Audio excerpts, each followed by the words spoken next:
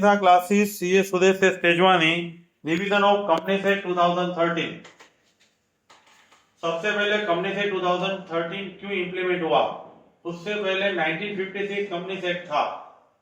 Company related rule को amend करना था, कंपनी रिलेटेड रूल को कंसोलिडेट करना था और वो करने के लिए प्रायर एक्ट था 1956 और बाद में उसमें चेंज करके नया एक्ट 2013 लाया है। कंपनी से 2013 नेशनल इंटरनेशनल इन्वायरमेंट के सामने हमारे कंट्री का ग्रोथ और एक्सपांशन के लिए यह एक्ट इंप्लीमेंट हुआ है। 470 section, 29 chapters and 7 schedule include हुए हैं। उसका purpose corporate governance, simplify regulations and minority shareholder का इंटरेस्ट को स्ट्रेंथन बचाना, वो उसका पर्पस है। 220 में कंपनी एक्ट की डेफिनेशन दी हुई है। Company incorporate under this act और एनी प्रीवियस एक्ट 2013 और उससे पहले के कोई भी एक्ट नीचे रजिस्टर्ड हुई कंपनी यहाँ पे कवर होगी। कंपनी एक्ट अप्लाई किसको होगा? Company act applicable to company registered under section 220 of this act. Second, insurance, banking, electricity company, special act company and notified companies like national highway authority. हर एक के पीछे आपको एक्सेप्ट इनकंसिस्टेंट प्रोविजन ऐसे करके दिया हुआ है। जब special act and general act दोनों होते हैं, पार्टनरशिप के लिए कुछ पार्टनरशिप एक्ट में बोला है तो पहले पार्टनरशिप एक्ट अप्लाई करना है, बाद में पार्टनरशिप एक्ट साइलेंट है तो ही आपको जनरल कॉन्ट्रैक्ट एक्ट अप्लाई करना है। उसी तरीके से यहाँ पे इंश्योरेंस कंपनी के लिए इंश्योरेंस एक्ट 1938 और IRDA रेगुलेटरी डेवलपमेंट एक्ट में आपको 99 में कुछ दिया है तो पहले वो अप्लाई करो। उसके साथ कोई इनकंसिस्टेंट प्रोविजन कंपनी एक्ट में दी हुई है तो कंपनी एक्ट तो अप्लाई उस प्रोविजन के लिए नहीं होगा, इसीलिए बोला है एक्सेप्ट इनकंसिस्टेंट प्रोविजन। वैसे बैंकिंग रेगुलेशन 1949, वैसे इलेक्ट्रिसिटी एक्ट 2003, उसके साथ कोई इनकंसिस्टेंट प्रोविजन कंपनी एक्ट में है तो कंपनी एक्ट अप्लाई नहीं होगा, इसीलिए एक्सेप्ट करके बोला है। बाद में कंपनी के कैरेक्टरिस्टिक्स, कंपनी के कैरेक्टरिस्टिक्स में सबसे पहले separate legal entity. Separate legal entity में कंपनी फॉर्मेशन और उसके शेयरहोल्डर्स मेंबर्स अलग है, प्रमोटर्स डायरेक्टर्स कंपनी से अलग है। इसीलिए आपको मैक्विला versus northern assurance company limited का केस स्टडी दिया हुआ है। 100% शेयरहोल्डर था, मेजर क्रेडिटर्स था, इसीलिए उस शेयरहोल्डर ने अपने नाम से इंश्योरेंस लिया हुआ था। कंपनी का स्टॉक था, इंश्योरेंस अपने नाम से लिया था, इसीलिए वो वैलिड नहीं माना जाएगा। इंश्योरेंस कंपनी पे नहीं करेगी। सेपरेट लीगल एंटिटी के बाद है परपेचुअल सक्सेशन। कुछ भी शेयरहोल्डर में चेंज होगा, death, insolvency, legal representative shareholder हो जाएंगे, कंपनी विल फॉरएवर। थर्ड है limited liability. Limited by share भी हो सकता है, गारंटी भी हो सकता है। Limited by share unpaid call तक आप लाइफ टाइम में और वाइंडिंग अप कभी भी मंगवा सकते हो। लिमिटेड बाय गारंटी में मेमोरेंडम में जब इनकॉर्पोरेशन के टाइम आपने जो ऑब्लिगेशन लिया था वो वाइंडिंग अप के टाइम आपको पे करना पड़ेगा। अनलिमिटेड कंपनी भी एग्जिस्ट हो सकती है। बाद में artificial judicial person, company natural person नहीं है, इसलिए उसका मैरिज, जेल, ओथ और लर्नेड प्रोफेशन नहीं हो सकता। कंपनी इंडिविजुअल सिटीजन की तरह किसी पे स्यू कर सकता है और कोई कंपनी पे स्यू कर सकता है। कंपनी असेट हेल्ड कर सकती है, बाकी सब कुछ कंपनी कर सकती है। कॉमन सील 2015 से पहले कंपलसरी था, 2015 के बाद ऑप्शनल है। आपने कॉमन सील ऑप्ट किया है तो वो लगा के डायरेक्टर को सही करना पड़ता है, तभी ट्रांजैक्शन ऑथेंटिकेट होगा। कॉमन सील नहीं है तो टू डायरेक्टर और कंपनी सेक्रेटरी है तो कंपनी सेक्रेटरी एंड डायरेक्टर का साइन करके आप ट्रांजैक्शन को ऑथेंटिकेट कर सकते हो।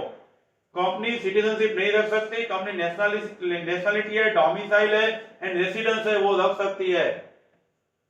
कॉर्पोरेट वेट, हमको मालूम है कंपनी है वो उसके शेयरहोल्डर से सेपरेट लीगल एग्जिस्टेंस है उसका। कुछ भी काम डायरेक्टर्स ने शेयरहोल्डर्स ने कंपनी के बिहाफ किया हुआ है तो उसके लिए कंपनी लायबल है, डायरेक्टर्स लायबल नहीं है। कंपनी सेपरेट असेट हेल्ड कर सकती है। उसके सपोर्ट में इंपोर्टेंट केस स्टडी दिया हुआ है सेलोमन वर्सेस सेलोमन।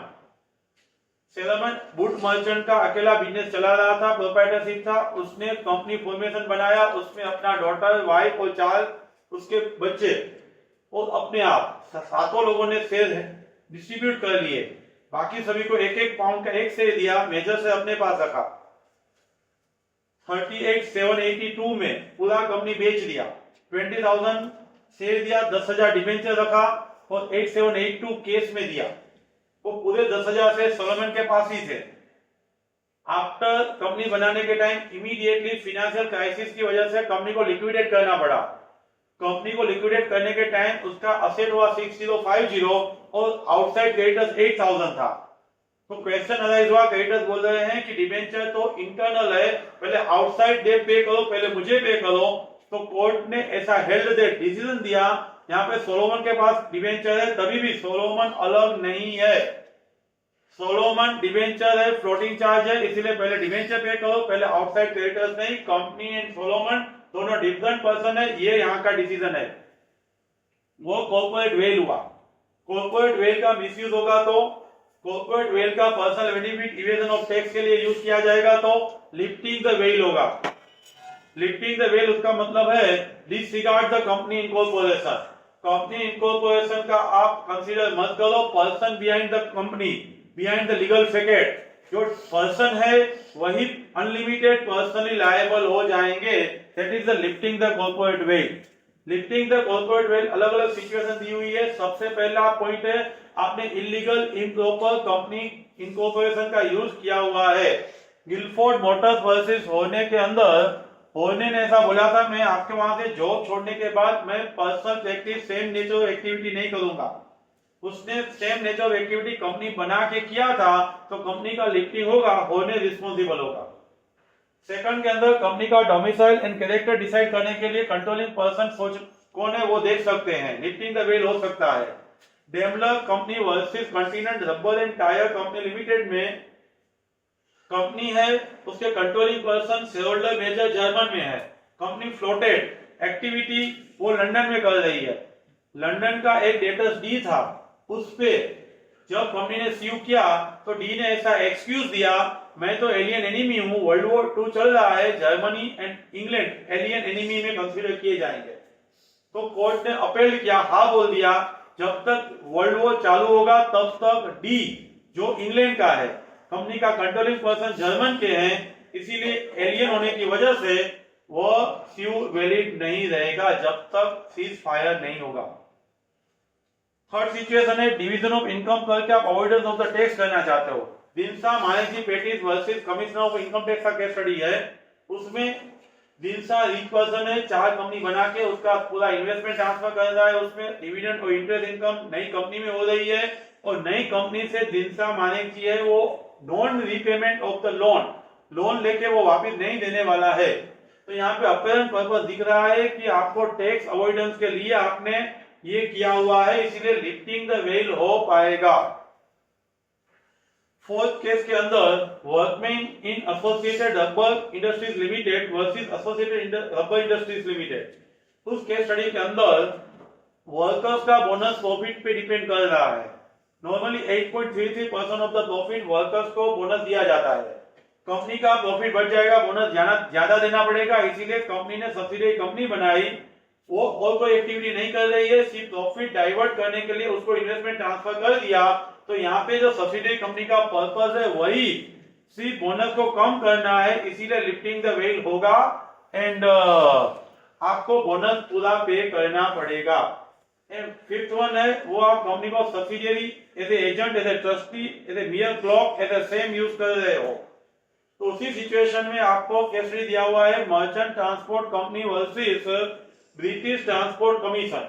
उसमें आपको एक्सप्लेन किया है कि कंपनी को अपने नाम से व्हीकल का लाइसेंस नहीं मिलने वाला था, इसीलिए उसने सब्सिडियरी कंपनी बना के लाइसेंस है वो ऑप्ट करने के लिए अप्लाई किया, तो सब्सिडियरी इग्नोर की जाएगी, मेन कंपनी को कंसीडर करके लाइसेंस नहीं दिया जाएगा।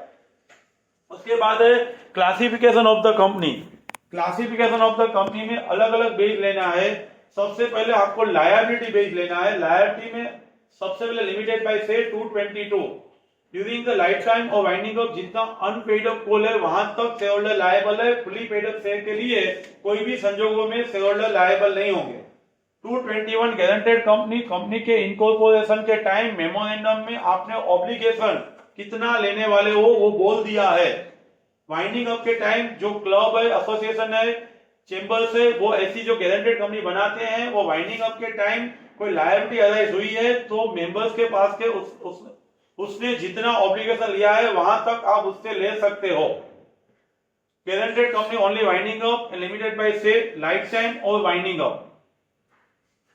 यहाँ पे case study Narendra Agrawal versus Saroj Malu के केस स्टडी में ऐसा बोल दिया है आपको कि शेयर ट्रांसफर में limited by share and guaranteed company में अलग अलग वजह डिफरेंट फुटिंग हो सकते हैं। प्राइवेट कंपनी में अनलिमिटेड, प्राइवेट कंपनी में अनपेड शेयर ट्रांसफर नहीं हो सकते, वैसे गारंटेड कंपनी में और कोई वजह ज्यूरिडिक्शन डिसाइड कर सकते हो। उसके बाद आपको 292 में अनलिमिटेड लायबिलिटी वाली कंपनी बोला है। अनलिमिटेड लायबिलिटी वाली कंपनी है, उसमें उसके जो शेयरहोल्डर है वो अनलिमिटेड पर्सनल असेट भी उसकी लायबल है। अनलिमिटेड कंपनी में आउटसाइड क्रेडिटर्स है वो डायरेक्टली शेयरहोल्डर पे इश्यू नहीं कर सकते हैं, कंपनी पे इश्यू करेंगे, कंपनी शेयरहोल्डर के पास से उसका कंट्रीब्यूशन मांगेगी। उसके बाद बेस्ड ऑन मेंबर्स में 268 प्राइवेट कंपनी दिया हुआ है। प्राइवेट कंपनी है वो पब्लिक को शेयर के लिए इनवाइट नहीं कर सकती है और शेयर सिक्योरिटीज पब्लिक को ट्रांसफर नहीं कर सकती है एंड मैक्सिमम लिमिट उसके 200 है मेंबर्स की, वो आर्टिकल में रिस्ट्रिक्शन दिया होता है। 200 की लिमिट काउंट करने के टाइम जॉइंट ओनर है उसको हस्बैंड वाइफ दोनों के पास साथ में शेयर है तो उसको एक ही काउंट करना है। एम्प्लॉइज है जो जब एम्प्लॉय थे तभी उसको शेयर मिले हैं, बाद में एम्प्लॉयमेंट छोड़ दिया है तो भी मेंबरशिप कंटिन्यू है तो 200 की लिमिट में नहीं आएंगे। प्राइवेट कंपनी में directors minimum 2, members minimum 2, maximum 200, उसके पीछे प्राइवेट लिमिटेड वर्ड यूज करना होता है। 271 public company which is not private will be public company, capital prescribe by the act. Public company में मिनिमम मेंबर्स 7 है, मैक्सिमम की कोई लिमिट नहीं है और डायरेक्टर उसमें आपको 3 रखना है। 271 private company, public company. 262 OPC, वो यूनिक कैरेक्टरिस्टिक्स है, एकला बंदा है, किसी के साथ रिलेशन नहीं है, शादी नहीं की है, ऐसा बंदा भी ओपीसी बना सकता है। मेमोरेंडम में अपने डेथ के बाद कौन उसका मेंबर बनेगा उसका नॉमिनी का नाम लिखा जाता है। नॉमिनी से कंसेंट लेने के बाद उसका नाम लिख सकते हैं, वो कंसेंट विड्रॉ कर सकता है। आप कंपनी को बताएंगे, कंपनी आरओसी को बताएंगे, लेकिन वह नॉमिनी में चेंज है, वो मेमोरेंडम में चेंज नहीं माना जाएगा। Nominee and members natural person, Indian citizen, whether residence और नॉट, वो बन सकते हैं। ओपीसी है वो नॉन बैंकिंग फाइनेंशियल कंपनी के शेयर, बॉडी कॉर्पोरेट के शेयर नहीं रख सकती। ओपीसी सेक्शन 8 में कन्वर्ट नहीं हो सकती। प्राइवेट एंड पब्लिक कंपनी में OPC as per rule 6 and 7 convert हो सकती है। आपको ओपीसी 262 पास में स्मॉल कंपनी 285। स्मॉल कंपनी में आपका कैपिटल का लिमिट है मिनिमम 4 करोड़ और time to time law can prescribe up to 10 crore. Turnover 40 crore, time to time it can be prescribe by central government up to 100 crore. जिसका 4 करोड़ से कम कैपिटल है, 40 करोड़ से कम टर्नओवर है, वो स्मॉल कंपनी 285 में माना जाएगा। Small company section 8 holding and subsidiary and special act company को एप्लीकेबल नहीं होगा। 285 है वो आपके लिए स्मॉल कंपनी है। उसके बाद based on control, based on control में पहले सब्सिडियरी एक्सप्लेन किया हुआ है। Subsidiary company section 2 subsection 87, any company whose shares of other company held majority of the control of the shareholders।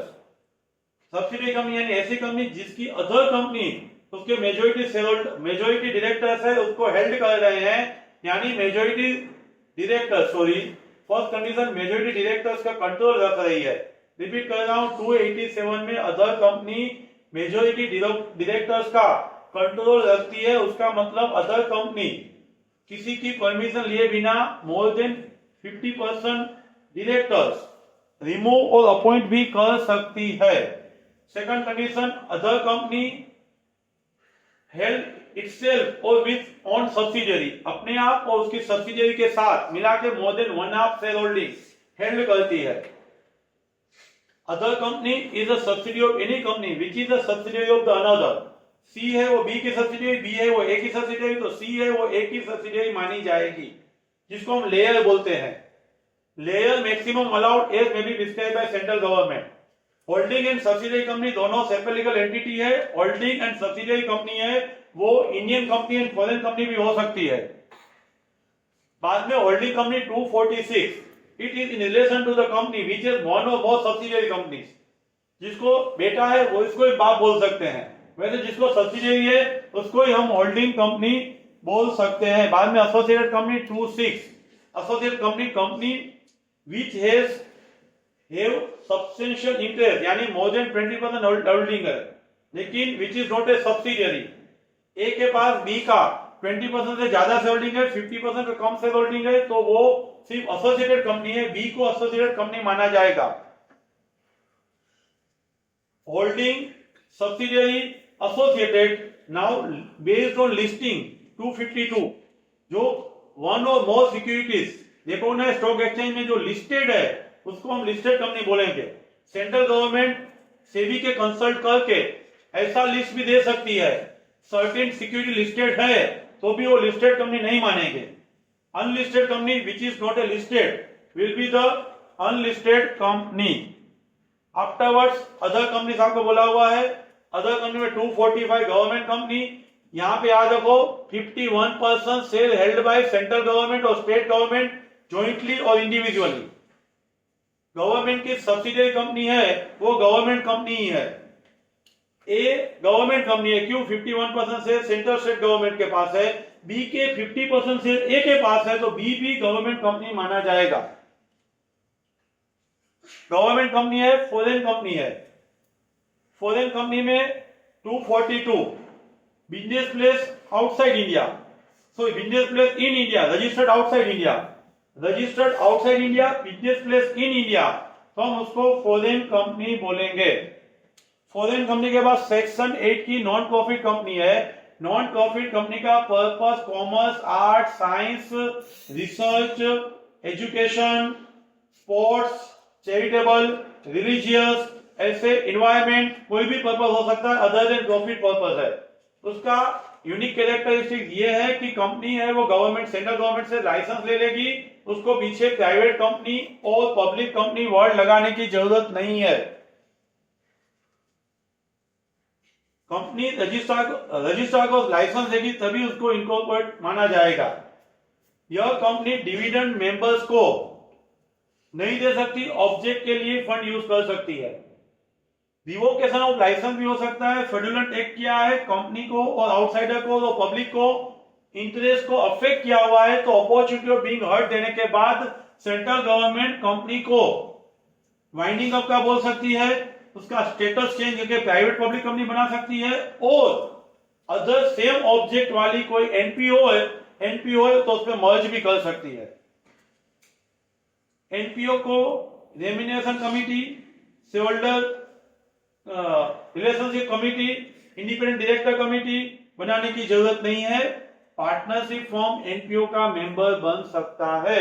उसके बाद 455 dormant company future asset intellectual property purchase करती है, लेकिन अभी बिजनेस स्टार्ट नहीं कर रही है, इसीलिए कंप्लायंस में से बचने के लिए आरओसी को स्टेटस चेंज करने का बोल देती है, और 2 साल तक उसने कोई recently activity, business operation, significant transaction नहीं किया होना चाहिए। एनुअल रिटर्न्स, फाइनेंशियल स्टेटमेंट 2 साल का फाइल नहीं किया है तो उसको इनएक्टिव का स्टेटस मिल जाएगा। सिग्निफिकेंट ट्रांजैक्शन में क्या कवर नहीं होगा, उसका मतलब नीचे दिए गए ट्रांजैक्शन करोगे तो भी आप इनएक्टिव ही हो। आरओसी का कोई लीगल कंप्लायंस का फीस भरोगे, आप शेयर अलॉट करोगे, आप कोई प्रोफेशनल फीस पे करोगे, books of account and office maintain करोगे, तो इसी सभी संजोगों में ये करोगे तो भी आप डोरमेंट इनएक्टिव नहीं हो। 4061 है निधि कंपनी, वो अपने मेंबर्स को छोटे छोटे फंड में से लोन देने के लिए केरला वाराणसी में ऐसी छोटी छोटी कंपनी बनाई जाती है, जो यहाँ पे हम छोटे विलेजेस में हम सहकारी मंडली बोलते हैं। तो ऐसे तरीके की Nidhi company notified by central government आप इनकॉर्पोरेट कर सकते हो। 4061। उसके बाद 272 में पब्लिक फाइनेंशियल इंस्टीट्यूट फॉलोइंग 5 है, ऐसा लिस्ट पहले आपको दे दिया है। 1956 एलआईसी में इनकॉर्पोरेट की हुई एलआईसी लाइफ इंश्योरेंस कॉर्पोरेशन है। Industrial development finance company limited है। उसके बाद यूटीआई 2002 में इनकॉर्पोरेट कोई हुई कुछ कंपनी है, नया कंपनी से उसमें 465 में इनकॉर्पोरेट की गई कंपनी है, और उसके बाद सेंट्रल गवर्नमेंट और कोई भी नोटिफाइड करके पीएफआई डिक्लेयर कर सकती है, लेकिन उसकी दो कंडीशन है, वह स्पेशल एक्ट में रजिस्टर्ड होनी चाहिए। हेडिंग में डबल नेगेटिव दिया हुआ है, नो एंड अनलेस दिया हुआ है, नीचे ये होगा तो ही वो पीएफआई होगी। First create under specified act not under 220 ऐसा बोला है।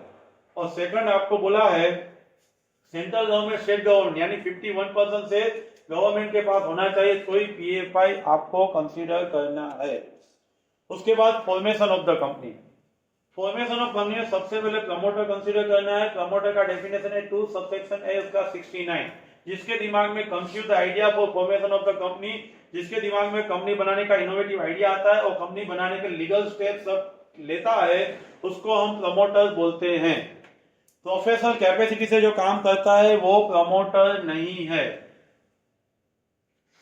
प्रमोटर में आपने एनुअल रिटर्न में 92 के मुताबिक और प्रोस्पेक्टस में जिसका नाम एज ए प्रमोटर लिखा है, शेयर होल्डर, डायरेक्टर्स और कोई भी वे से जो कंपनी के अफेयर्स को कंट्रोल कर रहा है, बोर्ड ऑफ डायरेक्टर जिसके डायरेक्शन इंस्ट्रक्शन से काम करने के लिए हैबिचुअल एकस्टम टू एक्ट है, वो सब बंदे प्रमोटर माने जाएंगे। उसके बाद है सेक्शन 3।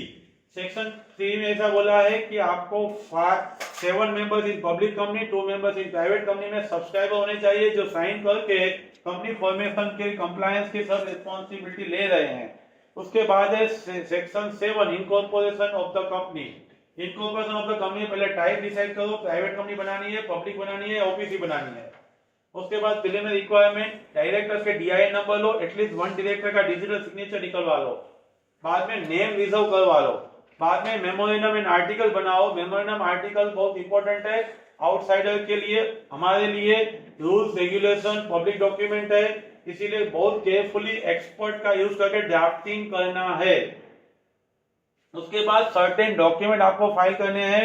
डॉक्यूमेंट में पहला है MOA AOA sign by the subscriber, second है प्रोफेशनल पर्सन, चार्टर्ड अकाउंटेंट है, सीएस है, सीएमए है, और डायरेक्टर्स है, प्रमोटर्स है, उसका डिक्लेरेशन, कंपनी फॉर्मेशन और रेगुलेशन हम सब सेटिस्फाइड करेंगे, कर रहे हैं।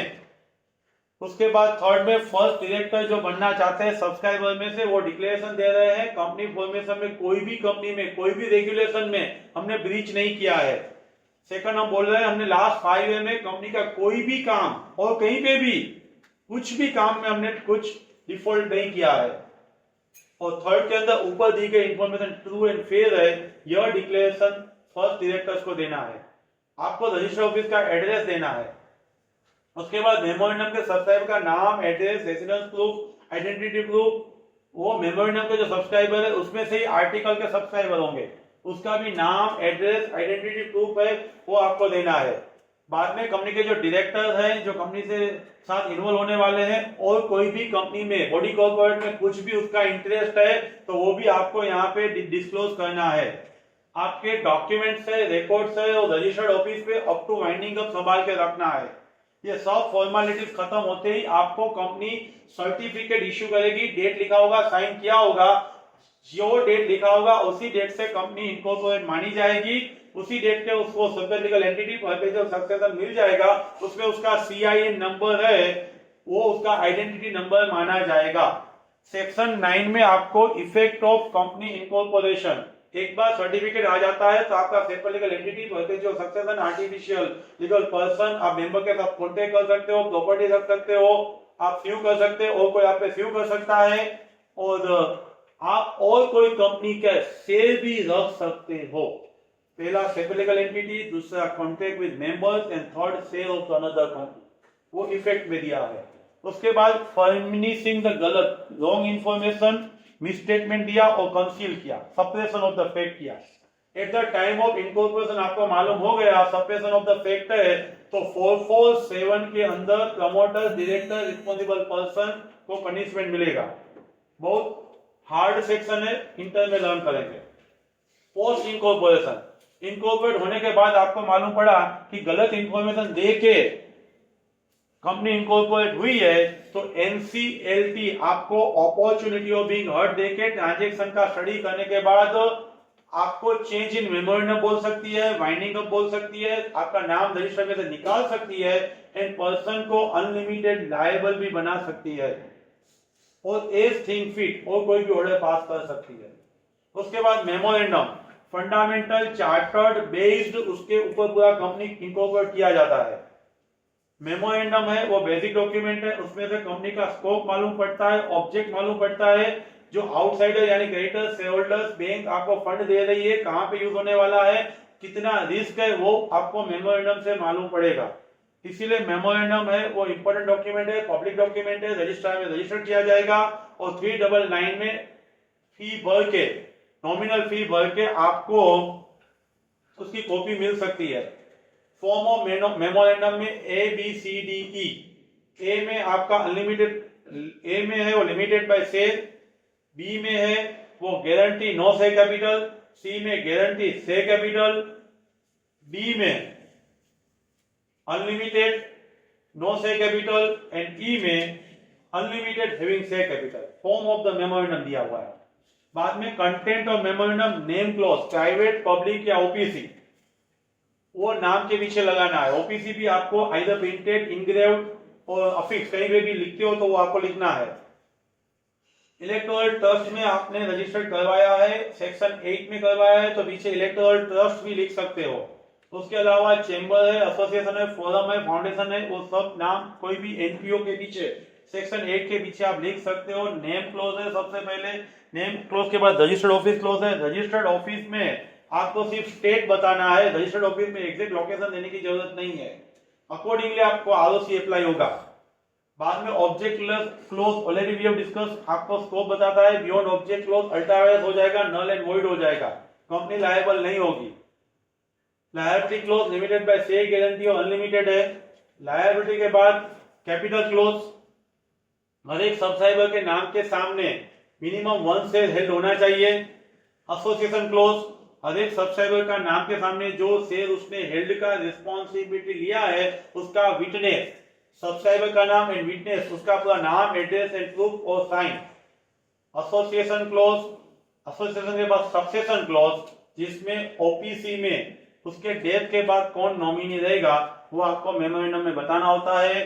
मेमोरेंडम पैराग्राफ वाइज आपको सीक्वेंसली कंसीक्वेंट नंबर दे के बनाना है। उसमें विटनेस, सब्सक्राइबर का नेम, एड्रेस सब प्रूफ आ जाएंगे। आप माइनर मेमोरेंडम में सब्सक्राइबर नहीं बन सकता है, गार्डियन साइन करता है तो पर्सनल कैपेसिटी से लायबल है। मेमोरेंडम है वो कंपनी एक्ट के अंदर रह करके बनाया जाता है। वैसे अभी स्पाइस यानी सिंप्लीफाइड परफॉर्मा इनकॉर्पोरेशन का पूरा मेनू है, आरओसी में अवेलेबल है, जिसमें आपको इजी इनिशिएटिव प्रोसीजर हो पाए, फॉर्म फाइल हो पाए, वो उसका पर्पस है। उसके बाद आर्टिकल ऑफ द एसोसिएशन है। आर्टिकल ऑफ द एसोसिएशन वो मेमोरेंडम के अंदर रह करके मग्न करता डॉक्यूमेंट यानी इंटरनल रूल्स रेगुलेशन, आप इंटरनल वर्किंग मेंबर्स के साथ का, एम्प्लॉइज के साथ का जो रिलेशनशिप है, राइट्स एंड ड्यूटीज है, वो डिस्क्राइब की जाती है। लॉर्ड केन यही बोल रहा है कि ये internal document with in the memorandum रह करके आपको बनाना होता है। आर्टिकल के अंदर सबसे पहले उसका कंटेंट में क्या क्या आएगा, तो पहला content of regulation, members employees के साथ के रूल्स रेगुलेशन। एडिशनल मैटर कुछ भी इंक्लूड करना है तो कर सकते हो। Entrenchment clause, most stringent provision, company act में जो बोला है उससे ज्यादा स्ट्रिक्ट प्रोविजन आपको डालना है तो आप डाल सकते हो। डायरेक्टर्स 2 की जगह 4 रखना है ऐसा बोल सकते हो, 2 की जगह 1 नहीं बोल सकते।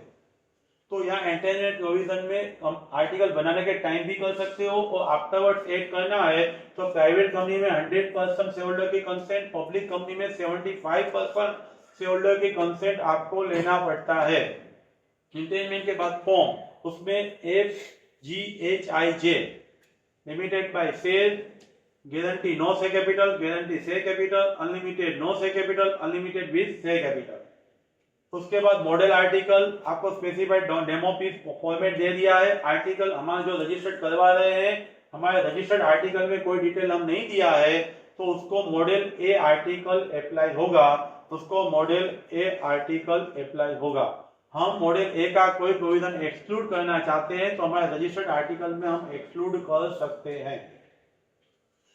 आर्टिकल एंड मेमोरेंडम का डिफरेंस है। ऑब्जेक्टिव हमारा जो मेमोरेंडम ऑब्जेक्ट लॉ स्कोप दिखाता है, आर्टिकल इंटरनल रूल्स रेगुलेशन दिखाता है, relationship memorandum outsider, article internal alteration, memorandum में एनसीएलटी रीजनल डायरेक्टर का परमिशन, आर्टिकल में स्पेशल रिजोल्यूशन, मेमोरेंडम के बाहर का काम अल्ट्रा वायरस है, नल एंड वॉइड होता है, आर्टिकल का बाहर का काम स्पेशल रिजोल्यूशन से हम रेटिफाई कर सकते हैं।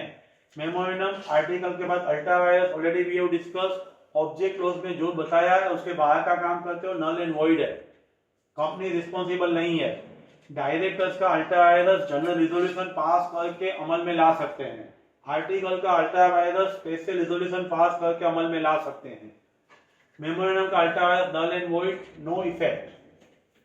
आसपुरी railway carriage and iron company limited versus Riche में मेमोरेंडम में 4 ऑब्जेक्ट दिया हुआ था। वेगन का हम सेल मैन्युफैक्चरिंग परचेस करेंगे, सेकंड हम मैकेनिकल एंड जनरल कॉन्ट्रैक्ट रखेंगे, third mine related sale lease करेंगे, एंड फोर्थ वन उसका मटेरियल टिम्बर है, कोल है, मेटल है, वो हम परचेस सेल करेंगे। और बाद में कंपनी के डायरेक्टर्स ने रिचे को बेल्जियम में रेलवे लाइन डालने के लिए फाइनेंस का बोल दिया। रिचे लेने आया तो कंपनी ने अल्ट्रा वायरस बोला, कंपनी करेक्ट है तो रिचे ने आर्ग्यू किया, आपने जनरल कॉन्ट्रैक्ट इंक्लूड किया, उसमें फाइनेंस आ गया। वैसे भी आपने स्पेशल रिजोल्यूशन तो पास बाद में किया है, 100% रेटिफाई किया हुआ है, तो कंपनी बता रही है आपको general contract related to the mechanic है तो उसमें फाइनेंस कवर नहीं होता है। मेमोरेंडम का अल्ट्रा वायरस अनएनिमाउस 100% शेयर होल्डर आप बोलेंगे ना तो भी हम अमल में नहीं ला सकते, इसीलिए company is not liable for this agreement. वैसे कंस्ट्रक्टिव नोटिस है 399 है, कंस्ट्रक्टिव नोटिस में भी ऊपर का केस स्टडी अप्लाई होगा। आर्टिकल मेमोरेंडम पब्लिक डॉक्यूमेंट है, रजिस्टर्ड के पास रजिस्टर्ड है, आप प्रिस्क्राइब फीस नॉमिनल भर के कॉपी मांग सकते हो। आउटसाइडर जो कंपनी के साथ ट्रांजैक्शन कर रहे हैं वो सब मेमोरेंडम पढ़ के आए हैं और ट्रू सेंस में वो समझ रहे हैं, इसीलिए ऑब्जेक्ट के बाहर के लिए फंड दिया हुआ है तो कंपनी वापस नहीं देगी तो चलेगा। उसके बाद आया कंस्ट्रक्टिव नोटिस का exception indoor management. Internal rules working देखने के लिए बाहर का आदमी रिस्पॉन्सिबल नहीं है।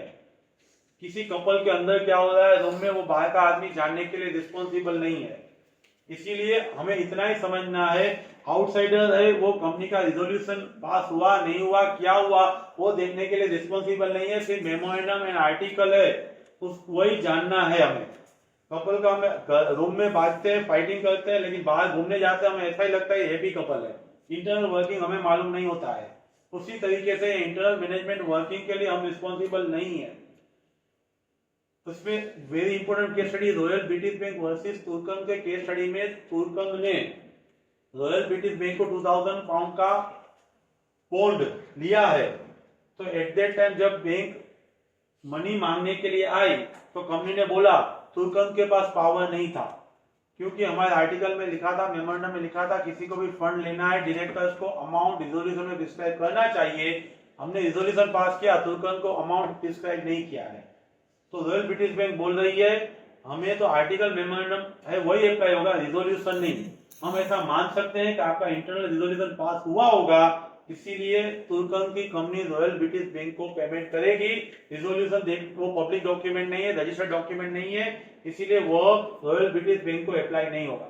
मोस्ट इंपोर्टेंट केस स्टडी है। इंटरनल उसके एक्सेप्शन भी है। एक्सेप्शन में सबसे पहले आपको इंडोर मैनेजमेंट कब अप्लाई नहीं होगा, उसका मतलब कब आउटसाइडर को प्रोटेक्शन, कंस्ट्रक्टिव कंपनीज को प्रोटेक्शन, इंडोर मैनेजमेंट आउटसाइडर को, एक्सेप्शन अगेन कंपनीज को। एक्सेप्शन में आउटसाइडर को प्रोटेक्शन नहीं मिलेगा। एक्चुअल और कंस्ट्रक्टिव इरेगुलरिटी है ऐसा दिख रहा है, डायरेक्ट और इनडायरेक्ट इरेगुलरिटी दिख रहा है तो प्रोटेक्शन आउटसाइडर को नहीं मिलेगा। सबसे पहले केस स्टडी आपको दिया हुआ है Harvard versus patent Ivory manufacturing company. उसी केस स्टडी के अंदर डायरेक्टर्स को डिवेंचर मिल रहे हैं, विदाउट रिजोल्यूशन मिला है, डायरेक्टर उसका पार्ट है, उसको मालूम है, उसको प्रोटेक्शन नहीं मिलेगा। सेकंड केस स्टडी में Morris versus Kanhaiyalal, same situation, sale without irregular resolution से इश्यू किए गए हैं, वो डायरेक्टर था, उसको मालूम है उसको प्रोटेक्शन नहीं मिलेगा। सस्पिशियस सिचुएशन है, सस्पिशियस सिचुएशन के अंदर बिहारीलाल वर्सेस दिनसा, कन्हैयालाल बिहारीलाल वर्सेस दिनसा के केस स्टडी के अंदर अकाउंटेंट है वो property without power of attorney बेच रहा है, तो लेने वाले को सोचना चाहिए कि यहाँ पे इंक्वायरी करनी चाहिए। सस्पिशियस सिचुएशन है, उसके पास अटॉर्नी पावर ऑफ अटॉर्नी नहीं है, अथॉरिटी नहीं है, तो उसको लेना नहीं चाहिए, इसीलिए उसको प्रोटेक्शन नहीं मिलेगा।